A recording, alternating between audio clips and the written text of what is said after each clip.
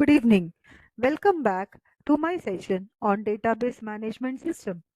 To start with, in the previous video, I have discussed about the significance of a data, the significance of a database, and the role of a DBMS and advantages when compared to the traditional file system. Now, proceeding further with our discussion, I'll be letting you know about the applications of a database system. So almost in every real world applications, a database system is in existence. For example, in airlines and railways, to make the reservations and to display the schedule information of flights and of the trains, the databases are significantly used. In banking sector, wherever the customer wanted to perform an inquiry to identify the account balance in order to procure the loans, and for each and every transaction made either through their savings account or through their current account, database systems are used. In education sector, for the course registrations of the students, to announce the results, and also various other relevant information like the number of registrations obtained in a particular year, number of students passing a particular course in a particular semester, etc. We use a database system. In telecommunication environment, with respect to maintaining the communication network, maintaining the list of telephone numbers, maintaining the record of incoming outgoing calls, and also based on all these factors, generation of monthly bills, etc., are the various aspects in telecommunication industry where a database is used. In the e-commerce sector, various activities performed by the users such as online shopping, booking of packages, and also consulting a doctor, etc., can be used to retrieve the data from a database system. In addition, in the human resource system, the organizations are using databases to store information about their employees, the salary details of employees, their benefits, the taxes levied, and also for the salary checks. Note that on these applications, various integrity constraints can be created and the data can be extracted based on the satisfaction of the constraints.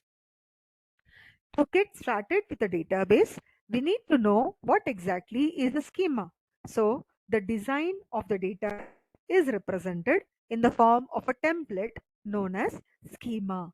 This schema, it provides information such as name of the relation, name of the columns, and the type of the data associated with each and every column.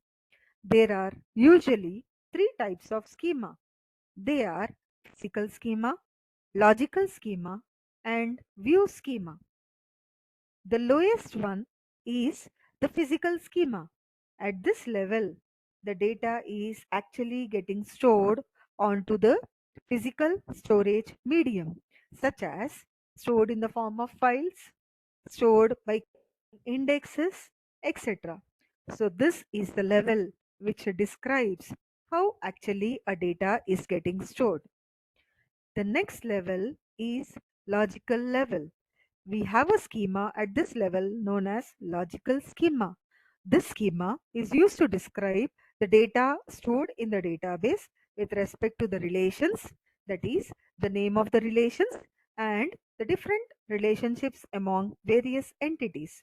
For example, if the relation is instructor, then the details associated with an instructor, such as instructor ID, instructor name, the department to which instructor belongs, and the salary details of an instructor are all the details associated with the data at logical level. The highest level, the topmost level is the view level. So this is the level where information is hidden from the users. Only the relevant information is projected to the users and irrelevant ones is hidden in order to maintain security. So this is how the data is actually presented as per the three levels. Physical level, which represents how the data is actually getting stored. Logical level, which represents what is the data being stored. And view level, which is used to provide an abstract view of data to the users. In addition to the schema, we also need to be aware about the different data models associated with a DBMS.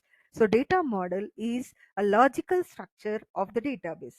It describes the design of database to reflect various entities, various attributes, relationships among entities, and the constraints that are being imposed.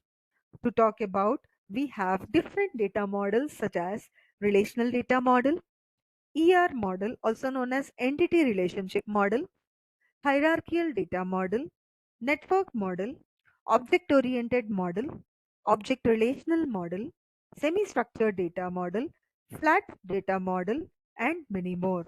The most prominent ones are the top four data models.